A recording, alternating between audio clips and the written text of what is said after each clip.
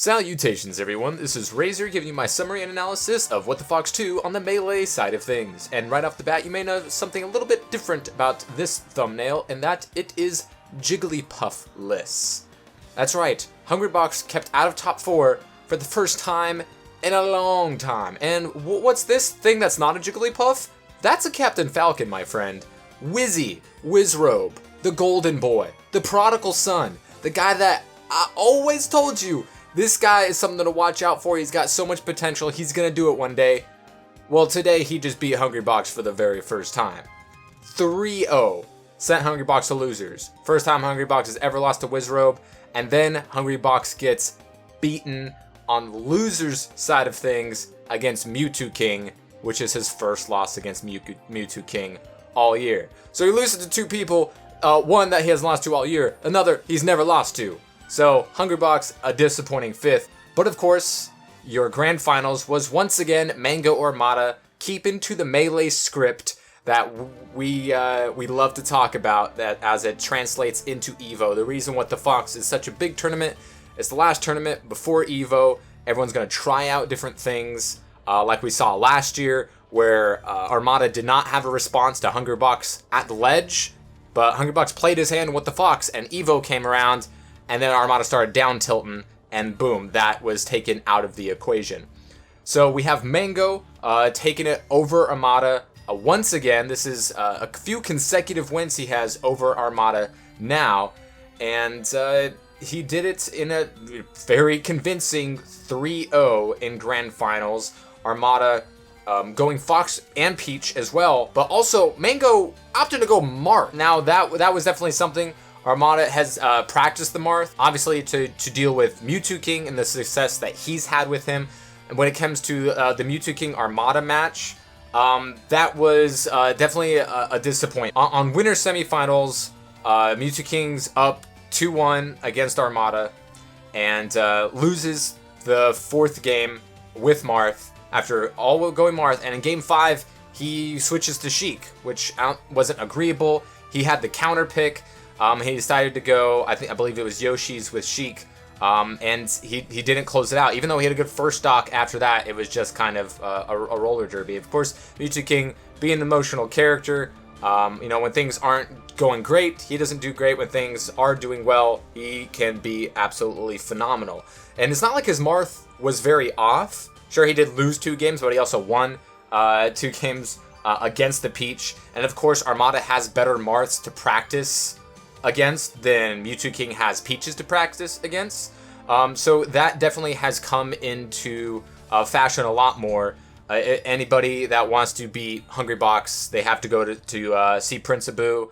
It was how Armada was able to beat him at Big House, and it's how Mew2King was able to finally take out Hungrybox on loser's side of things.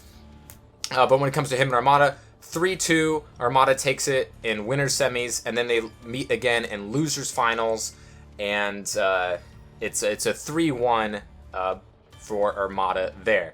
Mew2King Marth wasn't as sharp. I think he should have taken advantage of the 2-1 lead that he had in semifinals. He had the counter pick war in his favor, and he still had the Marth, but dropped that 5th game. And here he elected to go Sheik as well, and that didn't pan out, so it was a 3-1 victory for Armada there. So talking about Wizzy and his match against the historic victory that he had against Hungrybox, Hungrybox definitely wasn't on point this tournament. It's the worst placing that we've seen him have in a good long while.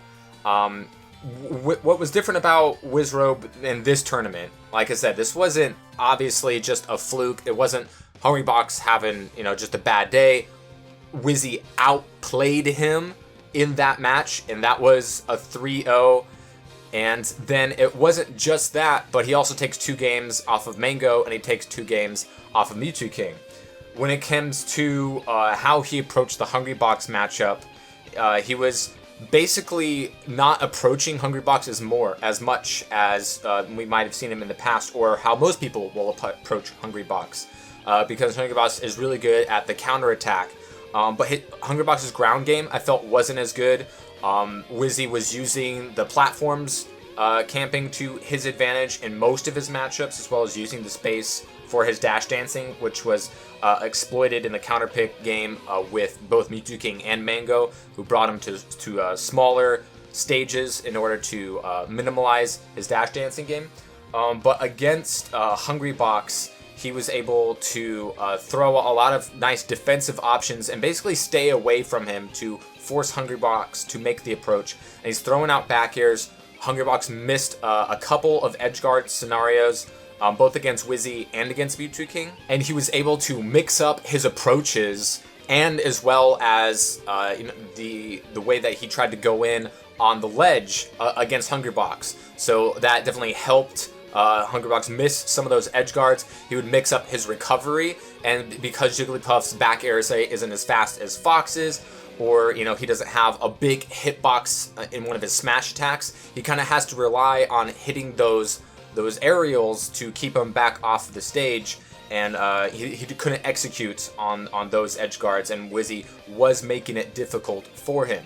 When it comes to the Mango Wizrobe matchup, that was definitely fairly entertaining. There was, very quickly in, I think it was games 2 and 3, Wizrobe took the first stock within like the first 6 seconds. It was phenomenal to see Wizzy be the player that we know that he is, and for, multiple matches, setting precedents against 3 players that he's never had this good of run in tournament before, or at the very least in a long time in certain cases.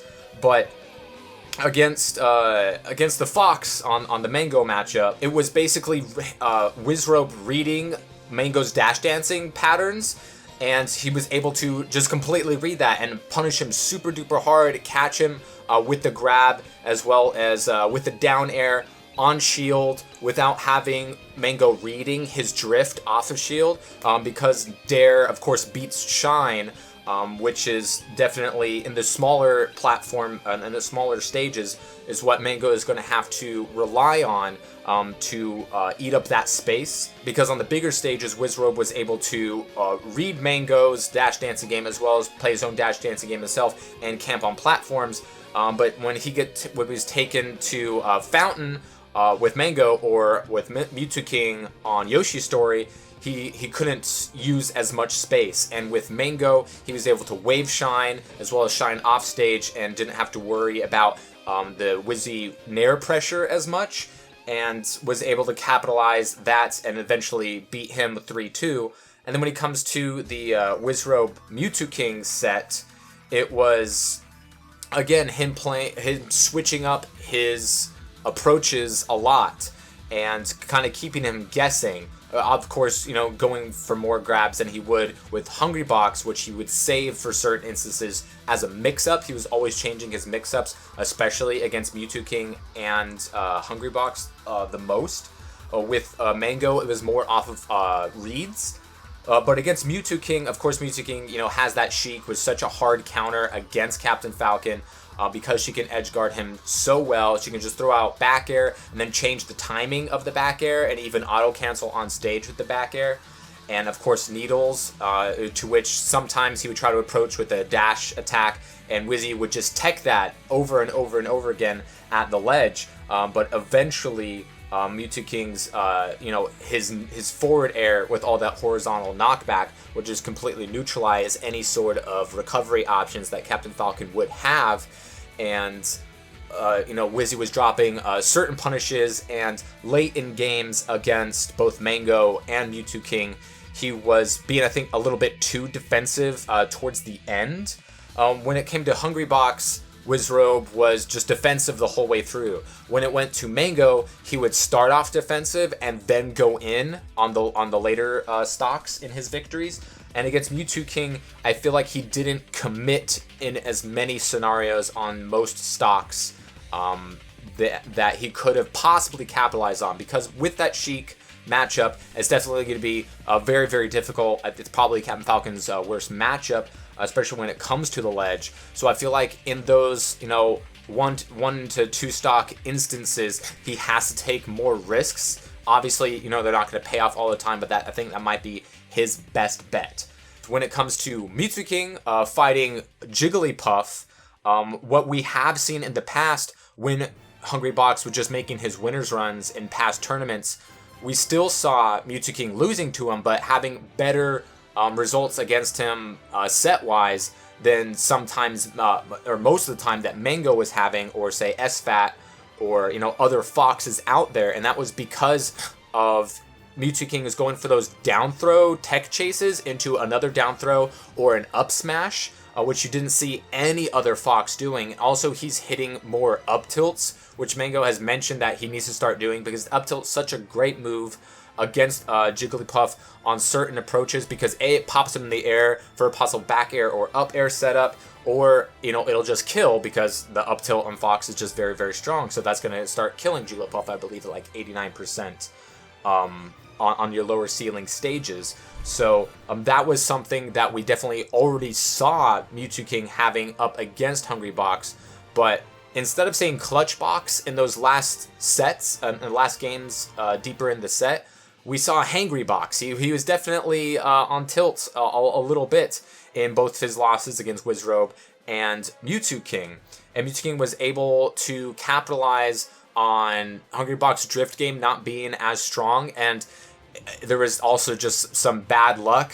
Mew2King SDs the first stock in the set and pulls out the comeback on the first game, and the second game, Jigglypuff, he gets 2 early rests with him, and Mew2King makes another comeback. And then in the last game, he just gets a phantom hitbox on rest. So clearly, the script had it that Mew2King was going to finally beat Jigglypuff.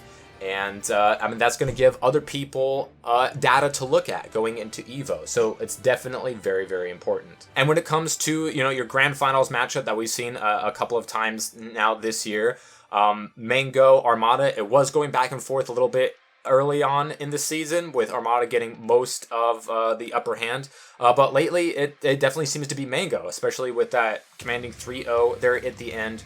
I would like to see more Peach coming from Armada going up against Mango, and sometimes against Mew2King, where we saw him drop the Peach to go to the Fox in a previous tournament, which ended up playing in Armada's favor. But Mew2King has shown at this point that he can beat everybody.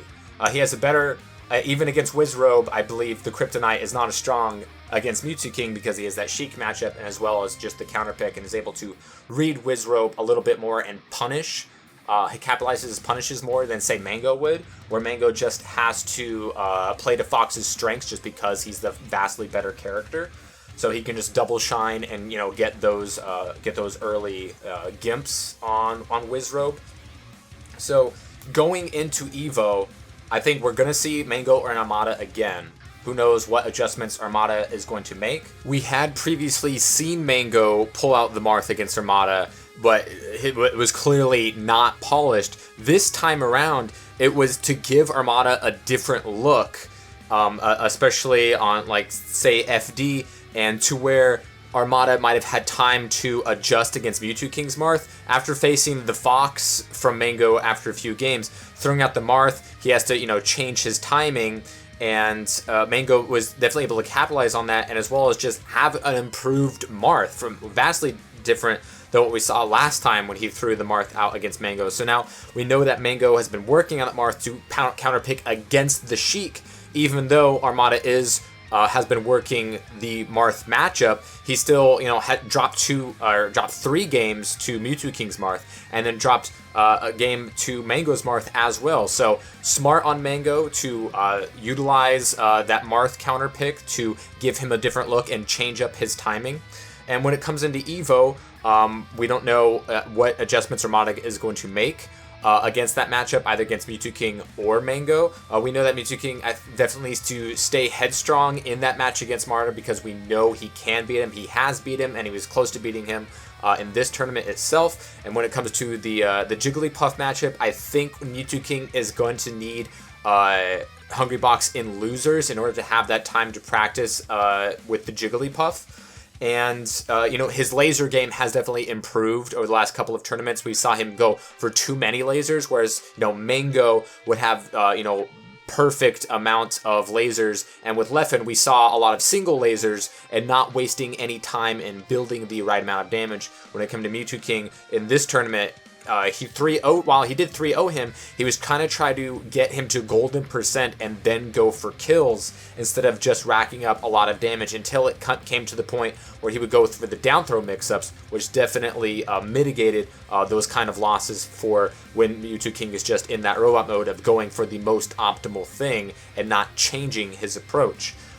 So for Evo, definitely all of the gods will be in attendance. I don't think many people are going to be expecting Mew2King to win, but we know that he can beat anybody, and he has beaten everybody. But, you know, there's that question of, you know, is this going to be the good Mew2King? You know, that's definitely the question we have to be asking ourselves. We know when he's on point, he can be unstoppable, but he's not very often on point. So it's all about the mindset. The crowd definitely plays into it. Mango has been absolutely on top of his game. I haven't seen him miss a shortened side special in like 4 months. So he definitely, I don't think, needs to change anything because he's just beating a lot of people. But we haven't seen him face Hungrybox in the last couple of tournaments. So maybe Hungrybox is, you know, working on those different approaches, but Mango has all that data from the Mew2King 3-0 to look at and utilizing more up tilts and maybe you know, changing his way of trying to kill Hungrybox,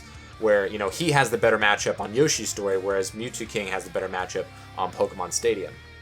So a lot of things to think about for a primer for Evo. Leffen is of course going to be there, and the last time we saw him, he beat Mango and Armada and Mew2King, and Mew2King actually had the closest game, closest set out of any of those three. So it's definitely going to be very interesting, and we'd love to see Wizzy and Axe and Plup and Duck and just everybody make noise and do some crazy things. And there's probably going to be an Ice Climbers that wobbles somebody into loser's bracket early, and we all get mad about it. But hey, that's Smash, and we cannot wait for Evo.